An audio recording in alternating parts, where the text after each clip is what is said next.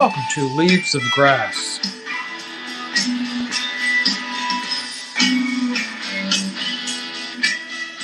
I had a little problem with the Substack software wasn't turning on. That's why I'm late. Sorry.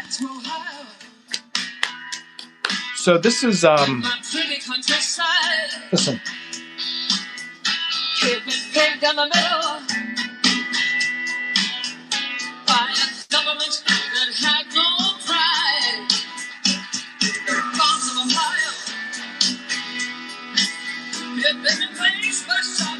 The farms of Ohio had been replaced by shopping malls.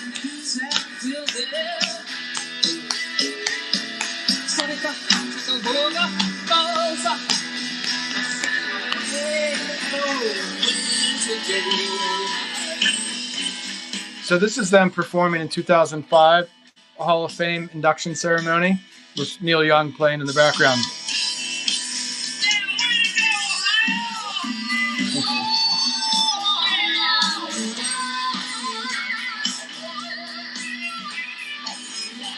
So the line is, I forgot about this. The line is, remember, this is Rush Limbaugh's opening theme, like 80, 90% of the time. It's that bass line. Bum, bum, ba-da-da-dum.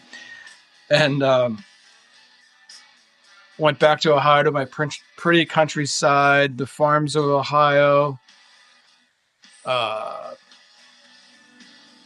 Something about highways or something. And then the farmland was replaced by shopping malls. That's actually a pretty good way to think about where we are. Like we're sort of, so this is the Leaves of Grass thing, right? This is what are we going to do after this hyper financialization of America. So we do everything we can to make the stock market go up. As Reagan said, let's make this a place where someone can get rich. There's a somewhat famous thing where he went to the floor of the New York Stock Exchange and said, let the bull run. Now, if you really believe in markets, you should have sort of a mixed reaction to that. Like, does that mean his Secretary of the Treasury was a big fat Polish guy, I think the CEO of Merrill Lynch, who said, we need free markets and the rule of law. And that's another quote. And then what we did is we just went, because in order to have free markets, there has to be some sort of structure, right? As I always say on here, Mark Faber's thing, not Mark Faber from CNBC, but the one who lives in Thailand and smokes a lot of weed and drinks a lot of whiskey and is married to a girl from Thailand. And it doesn't matter what the system is, but there has to be a system.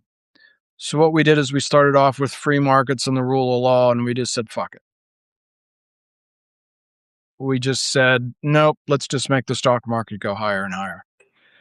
So we went from, this is sort of my shtick now that I've repeated many, many times. I stole it from David Stockman. Remember him? He's the guy that worked for Reagan with the little Wayfarer glasses on and always had his sleeves rolled up. He was the director of office and budget, I think it's called. And, but he tells the story that's just remarkably clear. He said when Reagan walked into the office, the U.S. government had $1 trillion in debt. We had all the other debt in the system was $1 trillion. Remember, the interest rates were like at 16 or 17%. The Fed funds rate, I think, was at like 14%. And I think all the total credit market debt, all the debt in the system was $3 trillion. Okay. Well, that's when I was 10. I'm 55 and we've gone from 3 trillion in debt to 105 trillion. It's like it concentrates the mind. Anyways, so here we are. We have ground beef is $9.99 a pound. And we went through Ohio and put in big highways and big off ramps and on ramps and turned a whole bunch of farms into shopping malls. That's from her song from the mid 80s, right? So now we have all like just financial numbers that nobody really knows how this all works. That's actually a quote from David Stockman when he left the White House. He said, Nobody really knows how these numbers work because the deficits just blew out under Reagan, right? So, all right, enough of that. You've heard that from me for 5 years. So this leaves of grass is like more of like, what are we going to do about it kind of a thing. But I like the imagery of like highways and on ramps and off ramps and shopping malls that are like half occupied and have like 100 acres of blacktop that's starting to crumble. And like, what are we going to do with it all? That's really where we are. So, not being a tech guy this morning, some people have been asking me like, all right, what does this big network, this Bruno AI chain opera network really look like? And like, how does it work? And like, what's the hardware involved? So, and it dovetails in with a lot of people for the last couple of years have saying like, what is Apple doing? Apple is not spending any money on AI. There's no like Siri wasn't converted. Since then, it's been announced that they're going to use Gemini. I think that was the plan all along. They just kept it. And it's weird that that was announced like within the same week that Berkshire Hathaway bought a big chunk of Google. Was it insider information? Maybe. In other words, the headline that Apple's going to run on Gemini is a really significant headline, right? It's like IBM's going to run on Microsoft software. It's a really big deal. So I got up this morning and I've done some things on here about like the M5 chip software on a chip system that's built into these new Apple laptops. The highest end one is $4,000, really not very much money.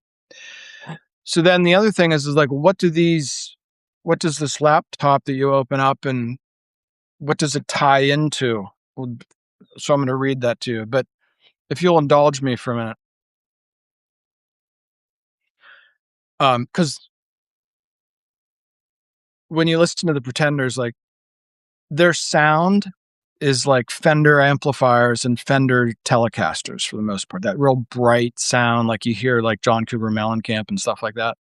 It's almost a country sound, but if you're playing rock, it just sounds like heartland-based rock and roll. All that shit was made by Leo Fender in like 1950. And still everybody uses it. I shouldn't have said everybody, but like still there's, Keith Richards and like that whole sound from the first guitars they made in 1950. They've never really improved on them. And so we're sort of having that kind of a vibe. We're going to talk about Apple like Fender guitars. Feeling me? I always thought it was really interesting. I saw an interview with Keith Richards, and he's like, yeah, they've made the Stratocaster and the Les Paul and the Telecaster, and they've never improved on them. All the technology, all the computers, all the math, and four guys. Les Paul made a hard body Gibson. Gibson made all the jazz guitars and blues guitars, right? And then this weird guy named Les Paul said, like, why don't we just he made a guitar on like a 2x4 or something like that. And then cut it out and put two, like, I don't even know what you call that shape that like a violin has, and just glued that onto the sides, and that became the Les Paul. He's also the guy that I think he invented multi-track recording. It's weird. Like just a couple people made the whole thing. That's my point to you today. And here's a little rock and roll trivia. What was the name of the first Fender solid body guitar? I had to look it up. I knew it, but I forgot it. We'll just play a little bit more, and then does anybody know that what the Telecaster was called before it was called the Telecaster?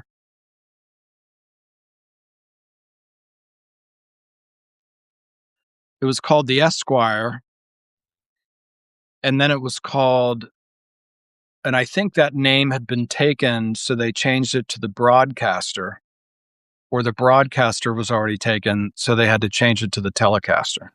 Little trivia if you like it. And but I just saw an interview. If you're like a guitar geek like I am a little bit, I saw an interview with Nick Beato or however you pronounce his Beato, and Alex Lifeson from Rush, and they're in the middle of talking guitars and amps and shit. And he's like, "But here's the one I really love," and they bring over a Telecaster. And he said, "When I really want to get back to business, I go back to the Telecaster." So with that kind of stuff in mind, Apple has clearly crushed this whole thing. We don't even have to get like edgy and like fancy and like what kind of shit are we going to use? So I'm going to read the numbers to you and you won't believe it. So tomorrow I'm going to do something about Larry. Larry is trying to hold on to everything and Larry's going to lose. I'm talking about Larry Ellison.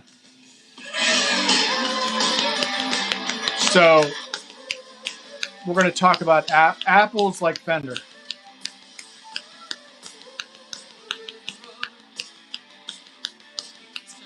She's playing a Telecaster.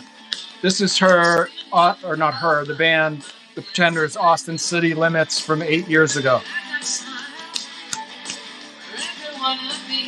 They're like as good as they ever were.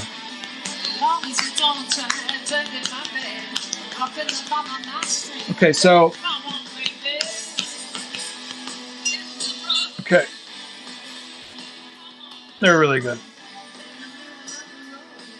I appreciate Rush Limbaugh teeing that up for me so I can just spoof him like ad infinitum. Okay, so this is what I'm looking for. Okay. So I got on Google Gemini this morning and I sort of knew the answers to all this, but I wanted to like get the numbers so I could share them with you. Even if you're not a tech nerd, you're going to go like, really? Like it's that much different. Yeah. And we're going to build 5,000 data centers in the United States. And you're hearing the stories on social media of the Rio Grande drying up and outside of Memphis. It sounds like the big facility outside of Memphis sounds like an airport with a jet taking off perpetually, just wide open. They're literally jet engines. They take a jet engine and they blow natural gas through it. It's tied to a generator and the power goes in and you can actually see the heat and the exhaust. Natural gas doesn't really make smoke because it's so clean, but you can just see the heat rising into the sky. Okay. So I got on and I said to Google Gemini, and you can do all this yourself too, what's the largest memory bank data storage made by Apple? So it's called the Mac Studio. And so here I'm going with this, it's like guitars and like amplifiers. So Apple has always dominated the world of anybody trying to produce any sort of like digital visual image, whether it be movies or just what's the word I'm looking for? Any sort of design. Okay. And of course, movies are very data heavy. When I lived in LA, I had a friend in the movie business and I got to go to one of these things and I watched them. Like they would sit and watch movies and they would take out like all the little dots or weird shadows and everything was running on Apple. This was 1995. Okay. You remember when Apple collapsed in was it around 99? The stock collapsed. I think it went down to 3. I had a client that called and like bought like $100,000 worth of Apple. And she was a wealthy lady. And I was like, Tina, you're really sure about this? And she's like, yeah, everybody in design uses Apples and no one has any inclination to go buy a Microsoft computer and do design on it. Right. So, and then they bought Pixar and then that it just sort of bottomed. I think I did the math. She's no longer with us, but I think her $100,000 investment would be like $10 million today. So the largest local data storage capacity available on an Apple hardware is 16 terabytes. But you'll see. If you don't know what a terabyte is, like I don't really know what a terabyte is either, but you'll have a sense of it by the time we get to the end of this.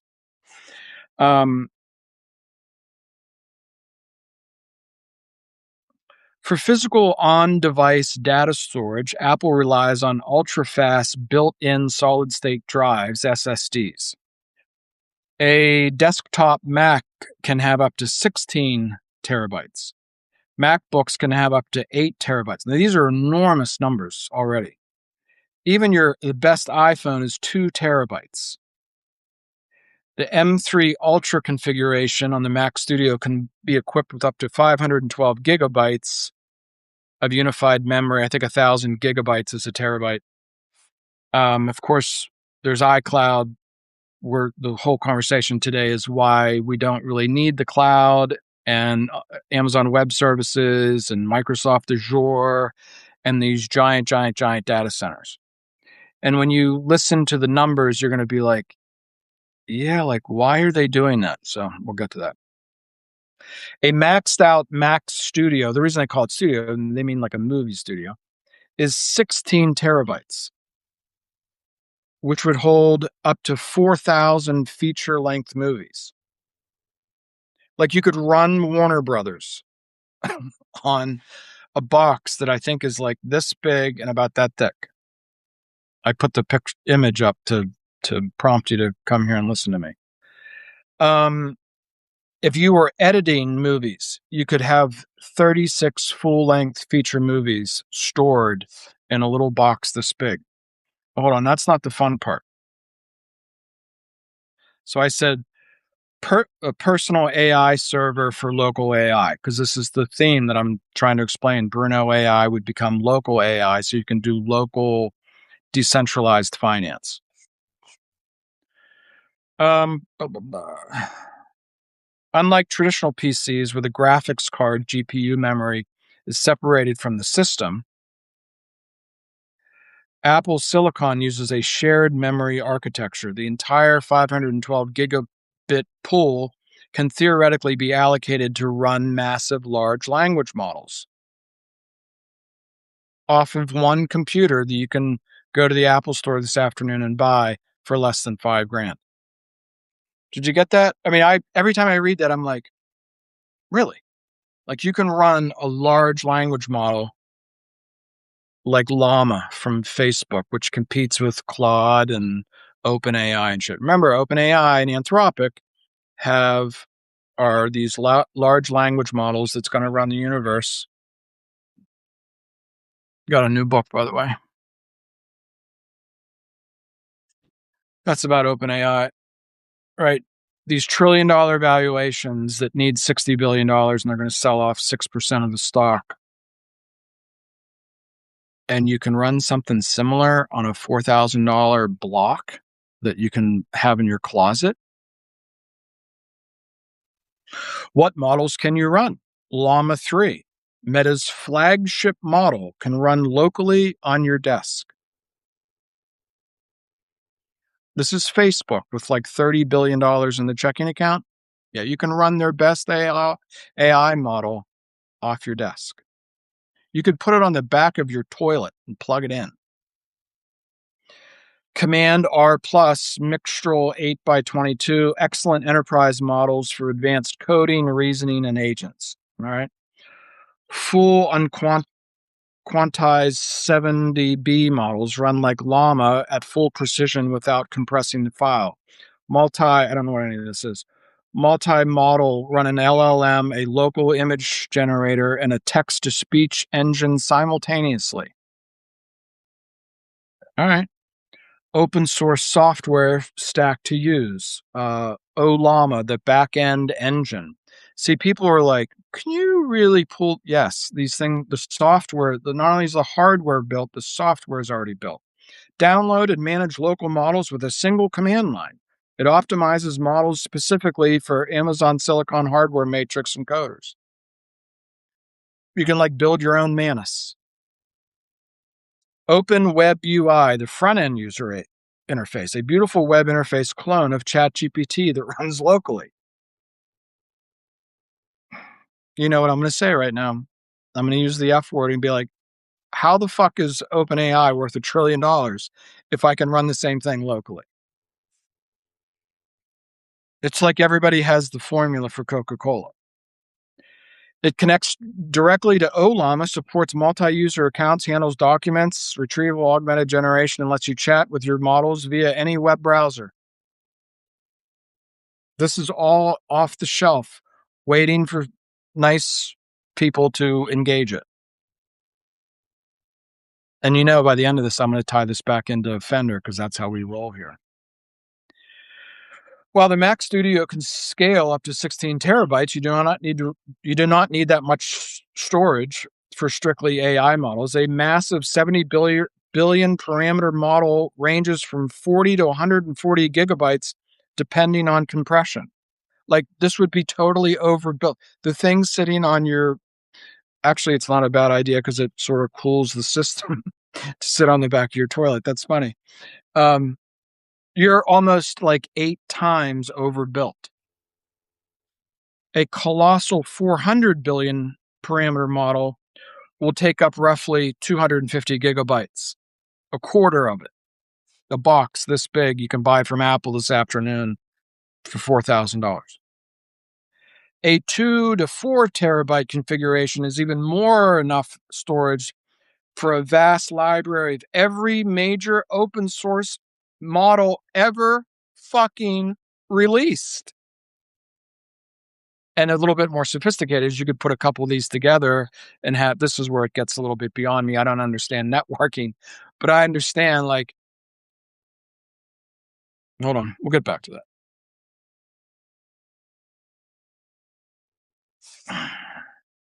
Here's my favorite part: power consumption.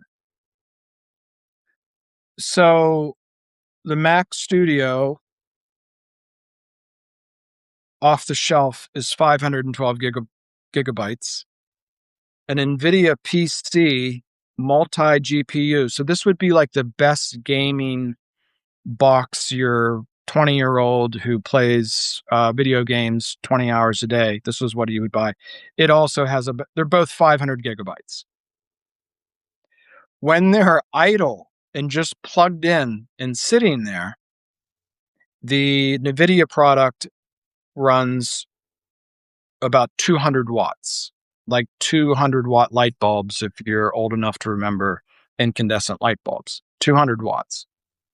And when you go up to a 100-watt bulb and you put your hand on it, like, it burns you a little bit. It won't burn your skin off or anything, but it's hot. It's uncomfortable to hold it because it's throwing off so much heat, right?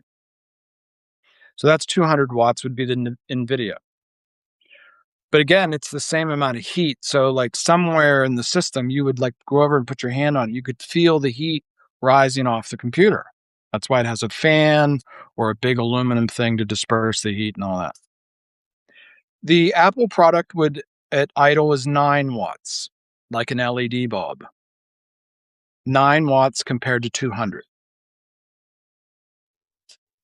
The peak power draw of the Apple is 270 watts. Somebody who's in shape can get on a rowing machine or a bicycle and make 270 watts. They're going to be winded and they're going to be like, it's at the top end of their heartbeat would probably be at 140, 150 beats or something, but they're cranking. The NVIDIA product is 10 times that. It's 300 watts. It requires a 240 volt thing, like, that goes into the back of your dryer. That big thing you have to plug in with the three nozzles in the back and the thing and the wires like this big around. That's NVIDIA. NVIDIA's worth $5 trillion, remember. I think $5 trillion is the value of the entire Chinese stock market. The monthly power cost of the Apple product would be $5 to $15 a month, depending on use. The NVIDIA product would be 150 to 300. Another way to think of it would be like, I think to keep a pool heated is like $300 a month, depending on where you live, right?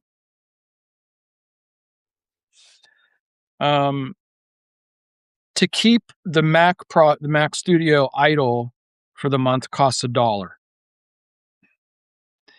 To keep the NVIDIA product running hard 24 hours a day is $23. No, sorry.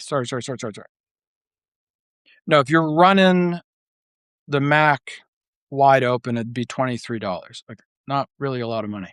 Probably like what your um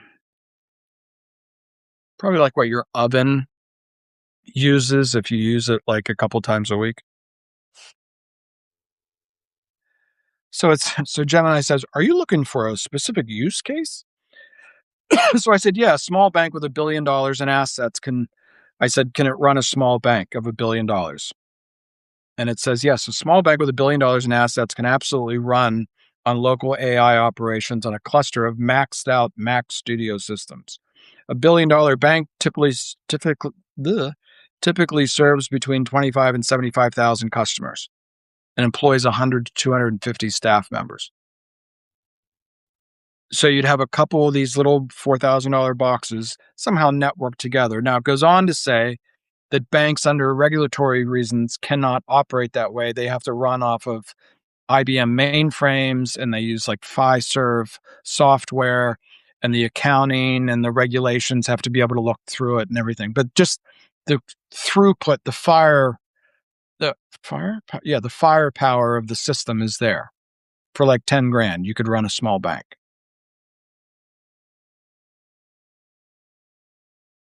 How about this? To support a bank with a few hundred employees, a single Mac Studio might create a bottleneck if everybody queries at the exact same fraction of a second. A small bank would instead deploy a small, redundant cluster. So, like 5 or 10 of these. A single system setup, one Mac Studio M3 Ultra can easily serve 50 to 100 simultaneous users, queuing the AI for text generation as it can process hundreds of tokens per second. So if you followed me for some time, I go on like these wacko ideas about like we're going to take over Minnesota and area codes and things like, yeah, we can do that. Like you could have 50 people calling on the same master agent all at the same time for 4 grand.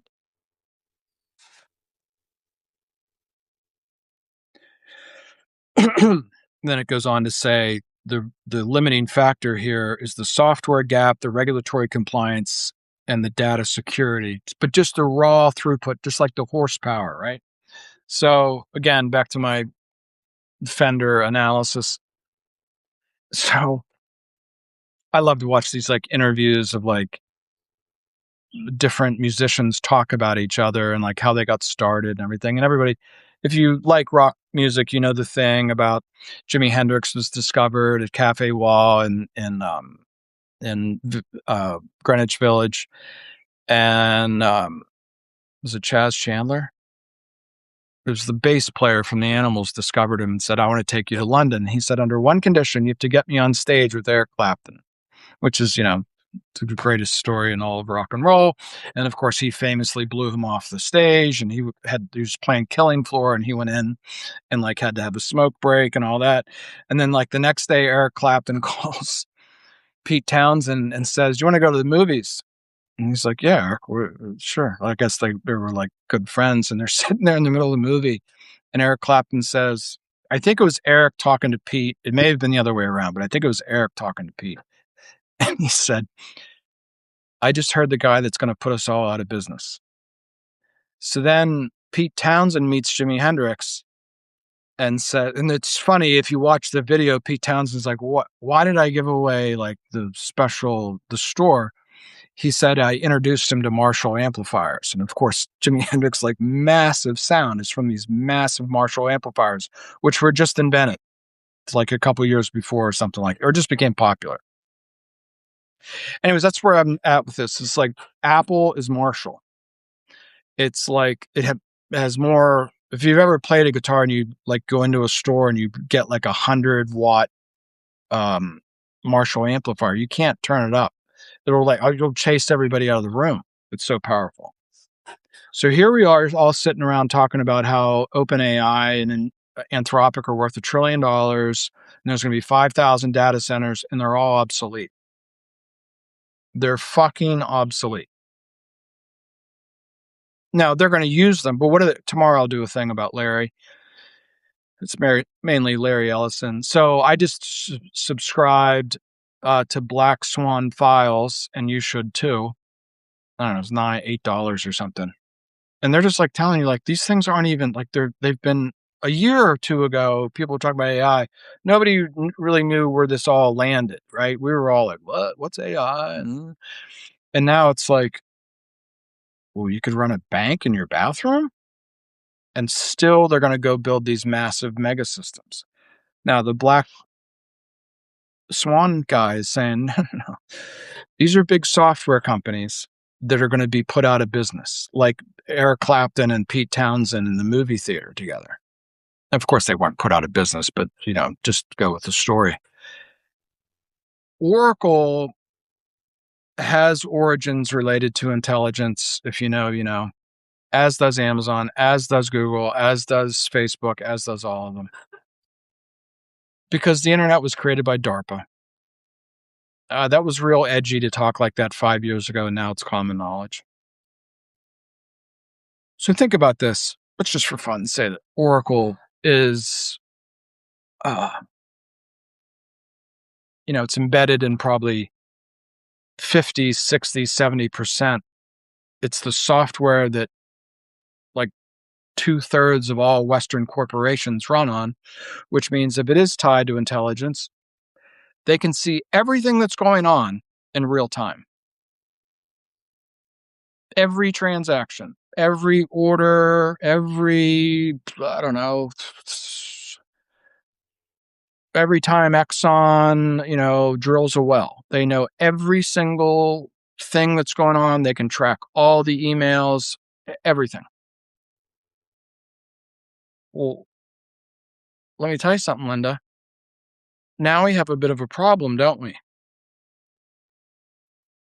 So the Black Swan Files is sort of implying that there could be some 55-year-old on an iPhone explaining to people that they could build a new financial system for about $10,000 a pop from each county, area code, zip code, whatever, and all that could be linked together in an architecture like Chain Opera, and thousands and thousands of people could build a whole new, not just financial, but commercial infrastructure.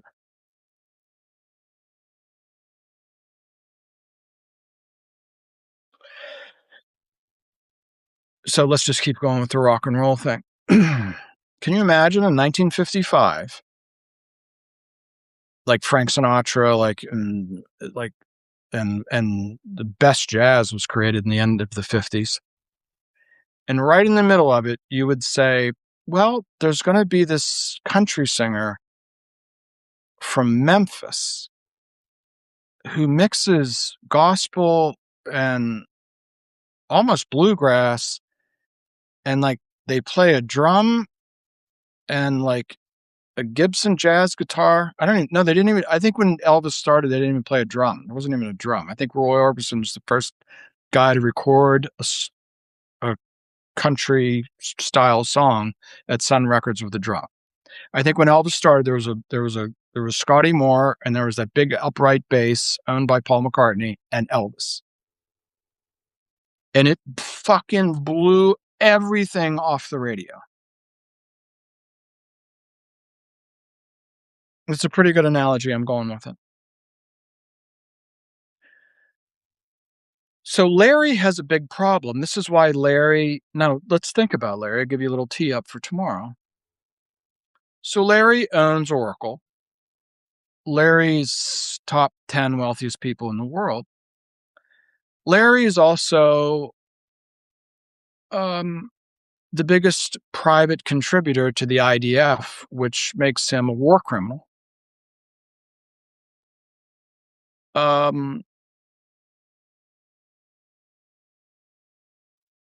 And Larry and his son and Barry Weiss are trying to take over a big block of American media all at the same time, while he's trying to hold on to his software monopoly called Oracle. See how all these things are actually the same thing? They have to take control of TikTok so that you don't see that burnt kids matter, as I like to say. So you don't see any more images of Gaza or people talking about the images of Gaza or that Jewish lawyer from Doctors Without Borders talking about the way they shoot kids in the knees, right? Larry Ellison had to go take that over. Larry Ellison has taken over CBS.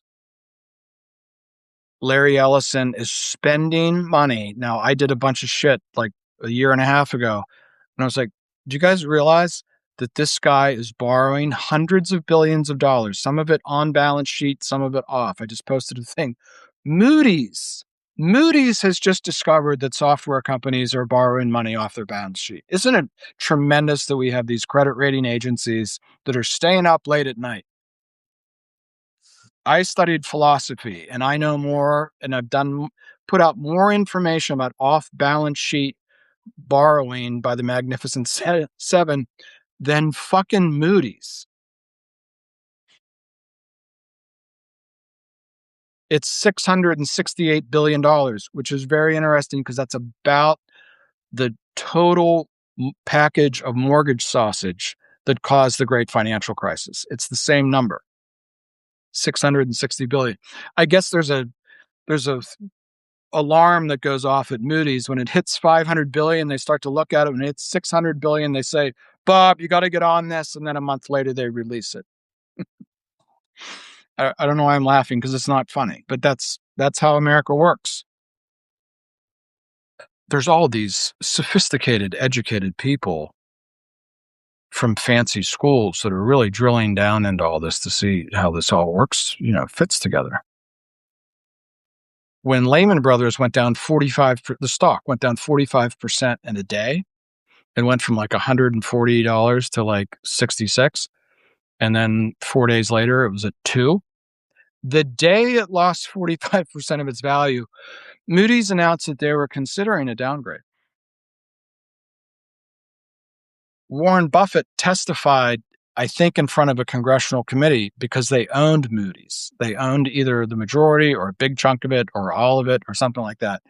And Warren Buffett, not famously, but to me, it just like makes my head explode. He says, yeah, we own Philip Morris too. Are we responsible for all the deaths of people that die from cancer from smoking? And it's like, no, but you're the greatest financial mind in the fucking country. And all this is happening. You're a subdivision of effectively a division of Berkshire Hathaway is publishing numbers that are false. And go get fucked. Because in America, nobody's responsible. No one is responsible for anything.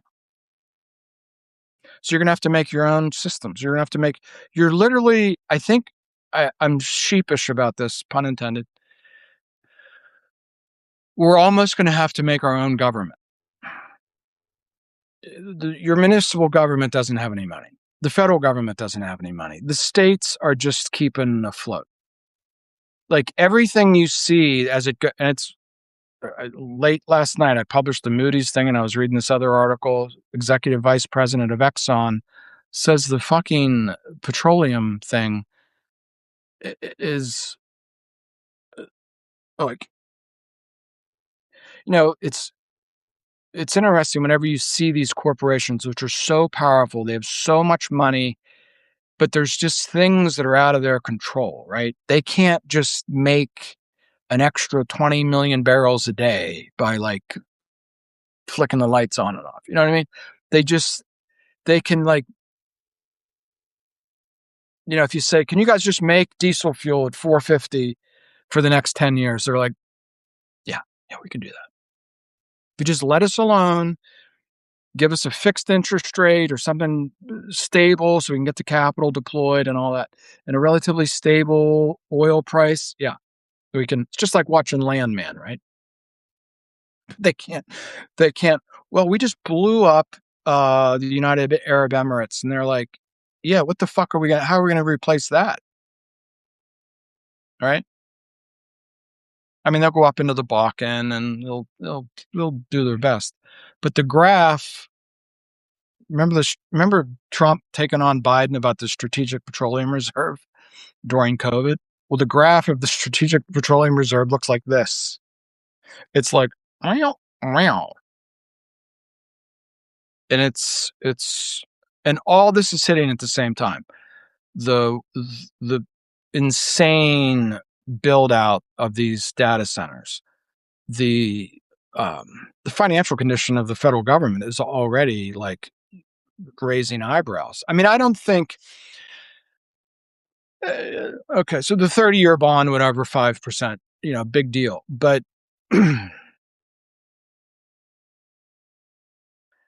it goes to 6,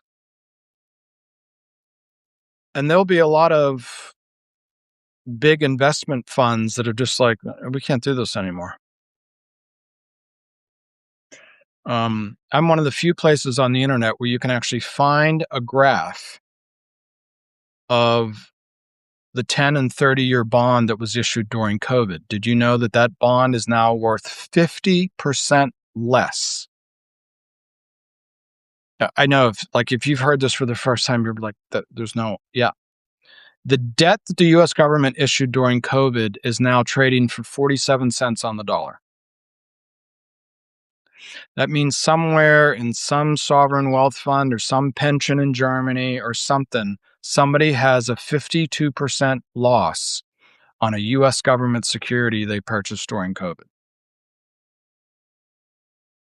And when the 30-year bond goes from 5% to 6%, all the other bonds will lose all the other long bonds, like 10, 20, 30 years, they'll all lose another 12%. So eventually the pension fund managers and the Norwegian sovereign wealth fund and on and on and on, they're just like a lot like the stock market. Like everybody reads the books about Warren Buffett and when stocks are on sale and it's raining gold, you put out a bucket, not a shot glass and all that shit, right? Let me tell you something, Linda. As a small town stockbroker, it made a lot of money, a lot of fun. When the fucking stock market goes down, everybody wants to sell. And the guy that told, oh no, I'm a value, and he's the first one to like come in the office unannounced, like, why did Pfizer go down 32%? And you're like, well, the whole fucking stock market's going down 32%, Bob. Why do you think it's going down? Right? They they just don't get it. So there you have it. I mean, Larry has a big problem.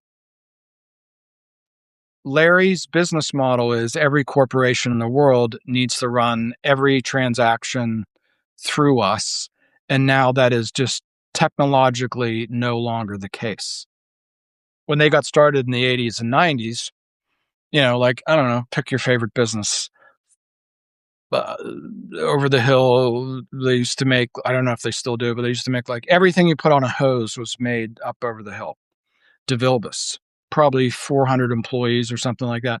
So in 1986, the chief technology officer came in and said, we have to convert everything to Oracle. Everybody's in the system. We have to pay $2,000 a person and da da da da. So they send a check to Oracle every year for 180,000 or whatever that adds up to, and that's how it's run ever since. And now you could run that on a $4,000 block that sits on your toilet.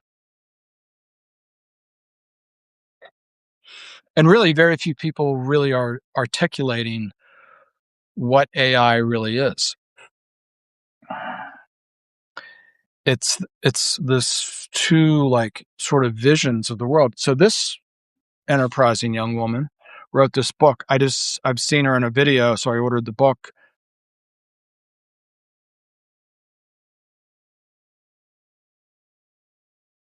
Yes. From a brilliant longtime AI insider with intimate access to the world of Sam Altman's OpenAI, an eye-opening account of arguably the most fateful tech arms race in history, reshaping the planet in real time from the cockpit of the company that is driving the frenzy.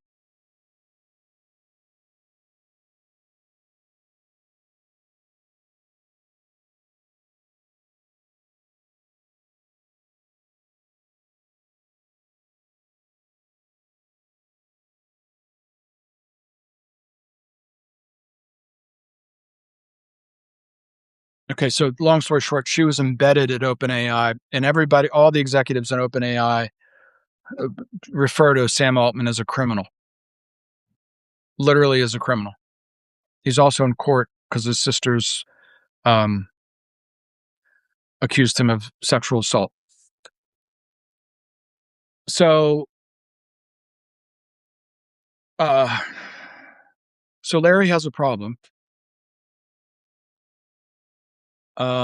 By July 4th, we're going to realize that the federal government is a joke. The federal government is effectively being run by Kid Rock. The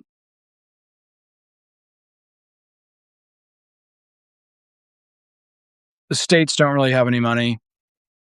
If you go to the hospital and break your ankle mountain biking or something like that, you pay $1,200 a month for your family, and you break your ankle and you get a bill for $22,000. Nobody has any money.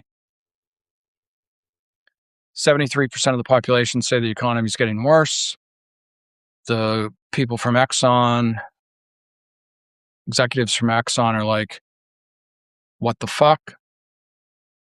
And they want you to believe that OpenAI and Anthropic are worth $1 trillion when you can build them on your toilet.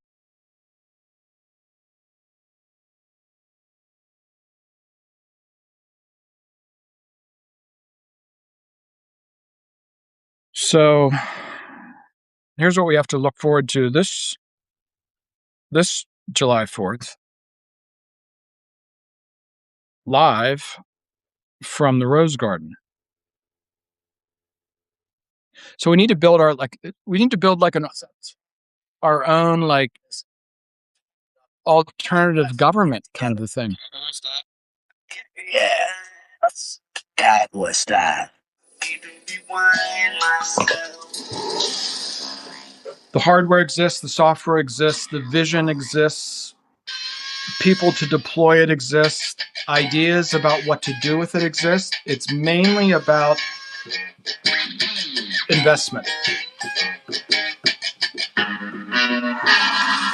Well, I'm packing up my game and I'ma head out west where real women come equipped with scripts and fake press. Find a nest in the hills, chill like Flint, buy an old drop top, find a spot. Remember the video? What was it?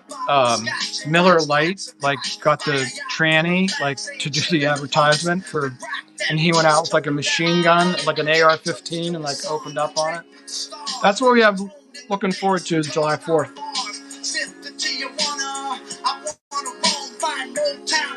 It's a good song. It's a great song. So maybe you think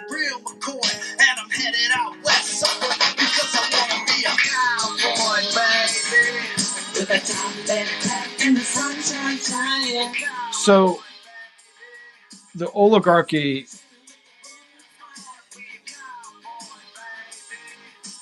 has no clothes.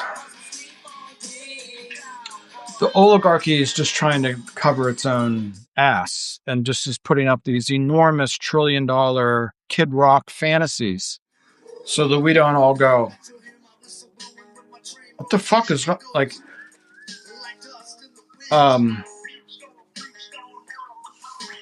so people all the time are, well, like, what do I do with my investments? I mean, you could go Ozark. You know that famous scene where the wife goes into her guy and is like, I want all of my money today. The guy's like, well, we can't do that. He doesn't say you can't, but he's like, well, that would create taxes and this, that. I want my money. I think there's a possibility that Americans will just, between seeing Kid Rock in the Rose Garden and the $1 trillion valuations and fucking $9 diesel fuel, and people are just going to go like, I've always said, they're not going to go, I think the PE ratio of Palantir is not like 400. It should be more like 212. Like, that's not what's going to happen to people. People are just going to be like, fuck everything. That's what's coming.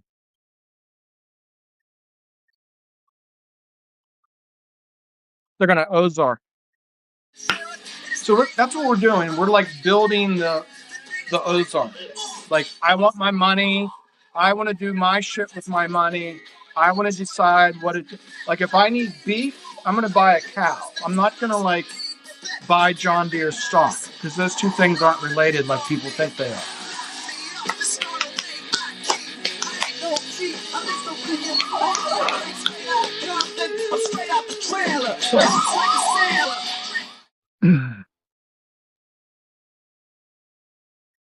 So,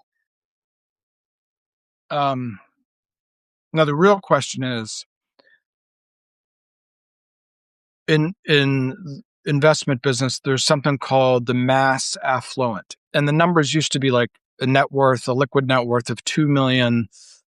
No, it used to be 800,000 to 2 million. I'm sure that it's much higher now. That was like 10 years ago. So it's probably like 5 to 15 million. No, that sounds too high. Let's say 2.5 to 10 is the mass affluent. Like lots of people that had good corporate jobs that kept putting money in, they never sold. They just kept buying and buying and buying and buying and buying. And they ignored the fact that 40% of the S&P 500 is in 7 tech companies, and on and on and on and on. And they feel like they're part of the oligarchy, which is like ultra high net worth is like 25 million to like 250 million is like ultra high net worth people. And above that, like we're starting to move into billionaires, and like that's a different class of people. These are people that like have their family offices and so forth. Now remember, all the people that have done business in private equity that are like from 50 million to like a billion, they can't get their money out. Like private equity has almost completely locked up. Okay. It's like $1 trillion is tied up. It may be $2 trillion. Venture capital is a little shaky, although AI has created all this spending in venture capital. So that's exciting again. There's lots of stories to tell. See, venture capital and private equity are not liquid like stocks. So if you're a stockbroker and Bob comes in and says, why did Pfizer go down 32%? And he goes, I don't know. And you don't know. And we don't, I don't know, but I just want to sell it. And you go, dink, you're sold. See ya.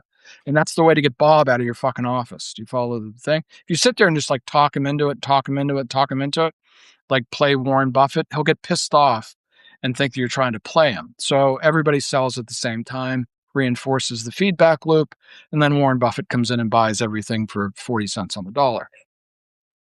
Private equity doesn't work that way. There's no liquidity.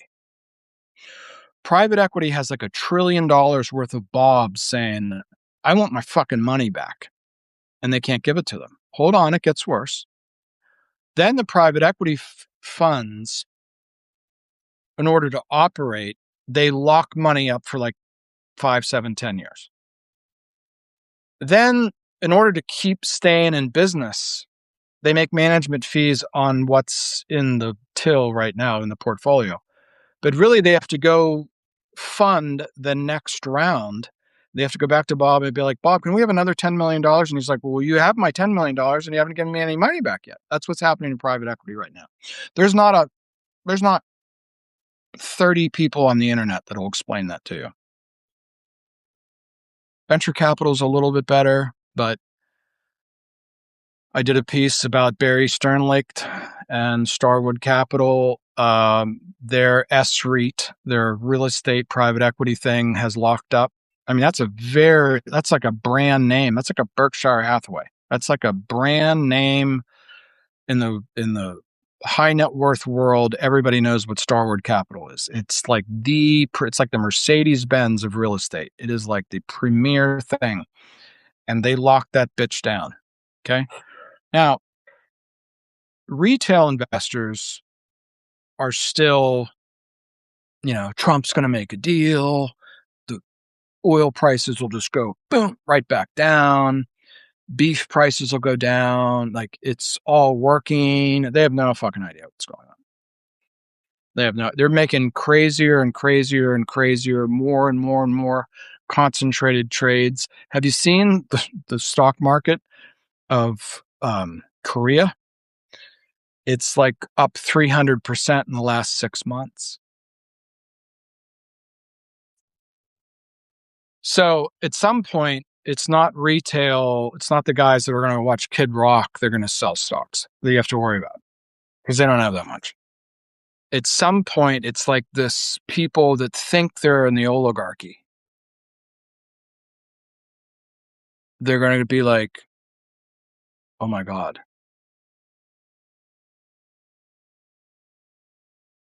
And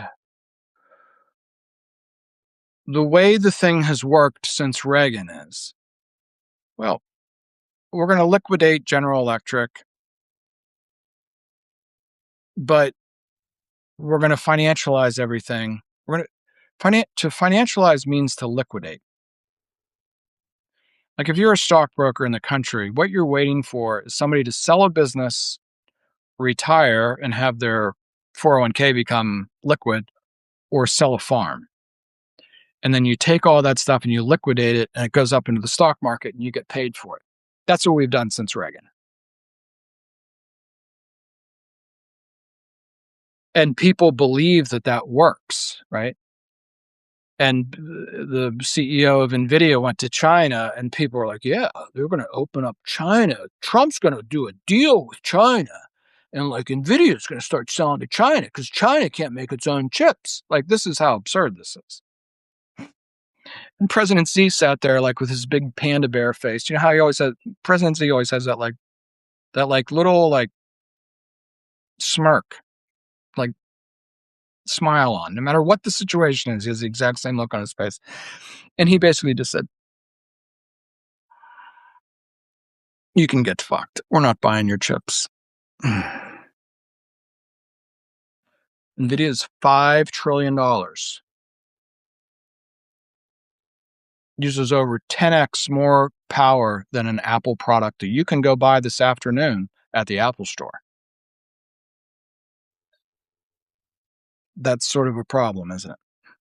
So anyways, over the next 5 to 10 years, this is going to become obvious that the way that America has invested is just bankrupt. It's literally bankrupted the country. We've hyper financialized, and we don't even have the tech. I mean, Apple has good shit, and Apple's worth a couple $1 trillion, and God bless them. But like, the NASDAQ's worth $40 trillion. The NASDAQ is worth more than all the other stock markets in the world combined.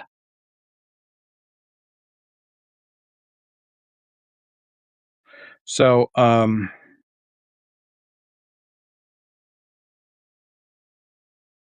mean, I don't think that this vision of what tech is, I think it's not something that's going to play out over 10 months. I think it's something that's going to play out over the next 10 years. You know, it's like Steve Jobs in 1983. If you've never seen it, you got to go see this video.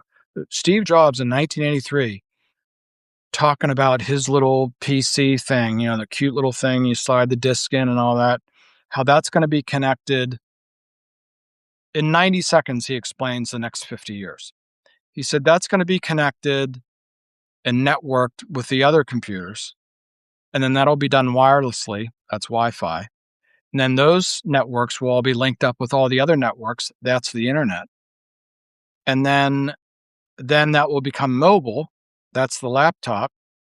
And then that will be reduced to a handheld side, which will integrate with phone technology. And that's the iPhone. 1983.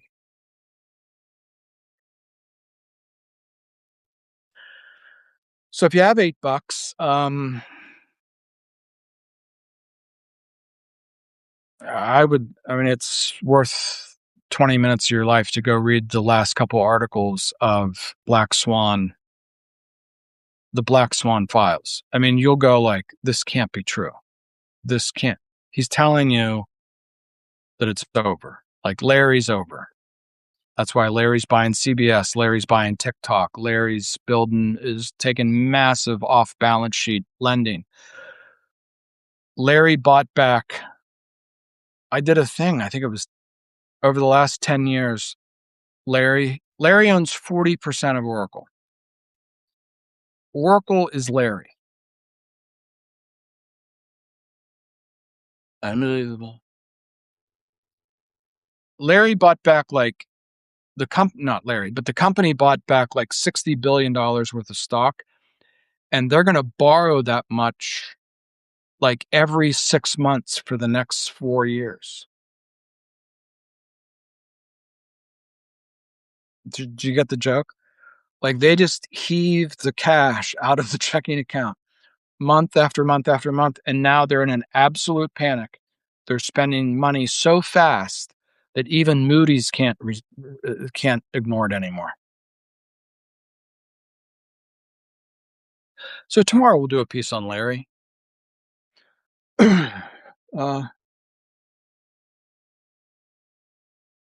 It's not Trump. Trump doesn't have anything to do with anything. Trump is like, it's like listening to him is just like listening to Joe Biden talk about his hairy legs. It's just sort of silly.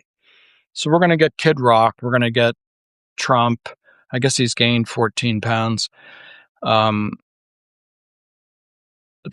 could be congestive heart failure. The Bible says that Trump will be gone in month 42.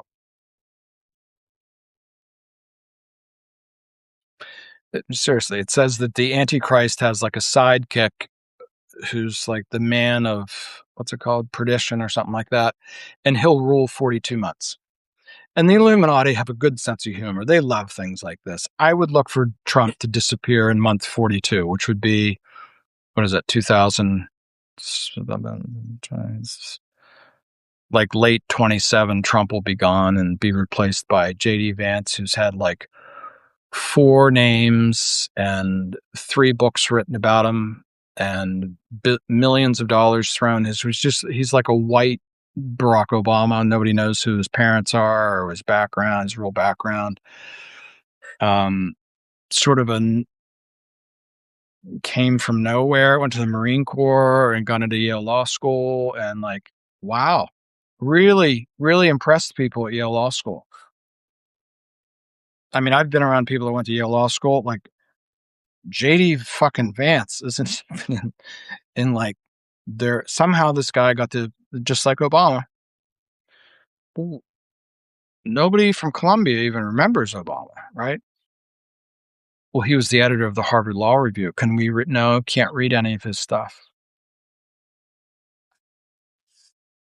But let's all calm down. It's a beautiful day here, and I'm not going to do very much this week. We're going to make hay. We have 5 days of sunshine in Western Pennsylvania, which happens once every 212 years. So we're going to make a lot of hay. But the hardware's in the bag, people. The software's in the bag. It's already been built. I've said all along on this channel, there's no tech that has to be built. The problem is that we don't know how to organize ourselves. And that's on purpose. That's how the oligarchy works. That's why Kid Rock is going to be playing from the Rose Garden. So people that hate Kid Rock will be mesmerized by that. The people that love Kid Rock will be mesmerized by that. And it's Hunger Games, and you don't know what to do with yourself and your money and the price of oil and everything. You're just like in this goofy state of inaction. That's how the oligarchy holds power. So it's time to build the alternative.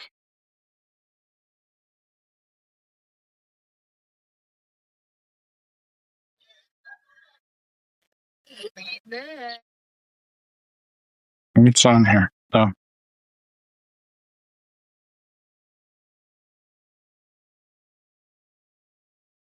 So the hardware can all be done with Apple. It's like going to the music store and buying a Fender amplifier and a Fender guitar. You're going to sound good as soon as you plug in. You're going to go home. Even if you don't know how to play an E chord, and you go home and you go spend $400 on a guitar that was designed in 1952, and you can sound like the Waylon Jennings backup band like in 10 minutes because the hardware is so good. That's my point to you today for Apple products. The hardware's there. It's how to organize it, like the Pretenders.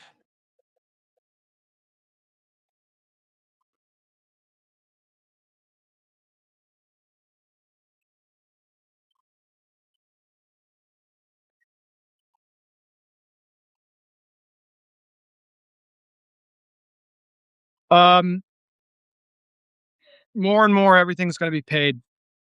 I'm sorry. It's go time, show time. If you want to be involved, be involved. Just subscribe, keep rolling out all the information to you. If you're capable of being a partner, that's great. We're going to have like an internship thing. I probably announced that July 4th. It'd be a good idea.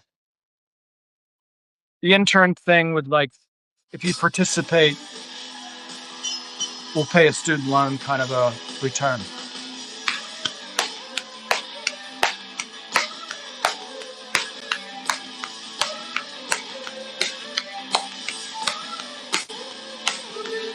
White people bouncing up and down. Wonderful.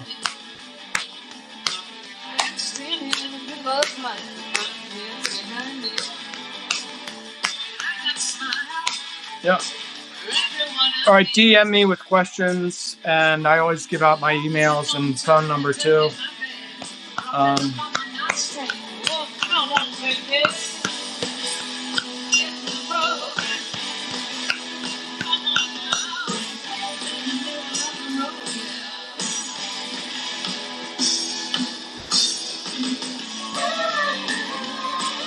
My books.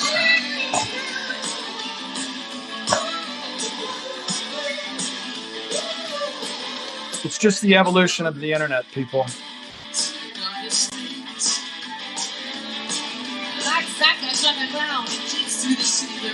Larry is not going to control the future of the internet, one way or the other. The future of the internet is not going to run on gaming chips made by Jensen Huang.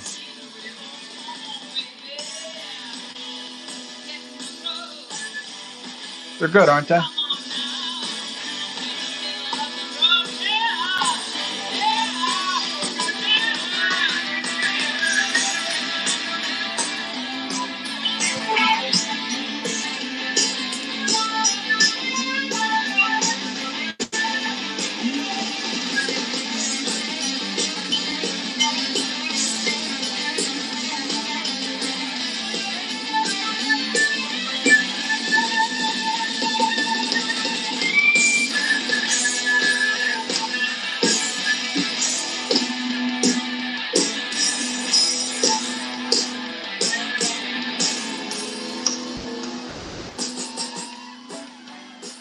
You have to watch the rest of it now. You can't turn it off. I mean, it's like...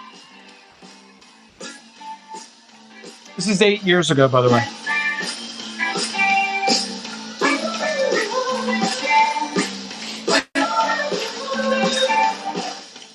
I guess my thing that I'm trying to get across to you today is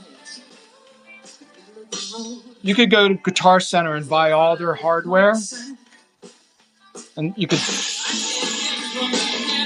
sort of sound like them.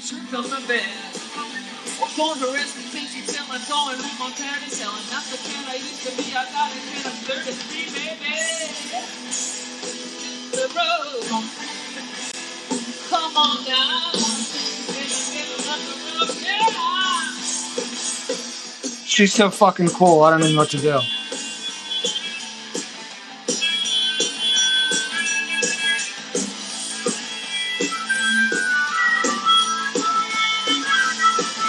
She's like 70 or something.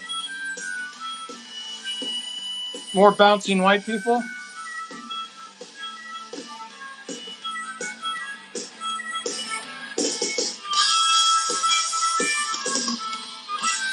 So if you've ever played in a band, you know that, like, you can sound like them, like all the instruments will be nice and sparkly like that. But to sit there and play like perfect for like 5 minutes is like fucking super hard. So it's all about people. It's all about the people. Have a nice weekend.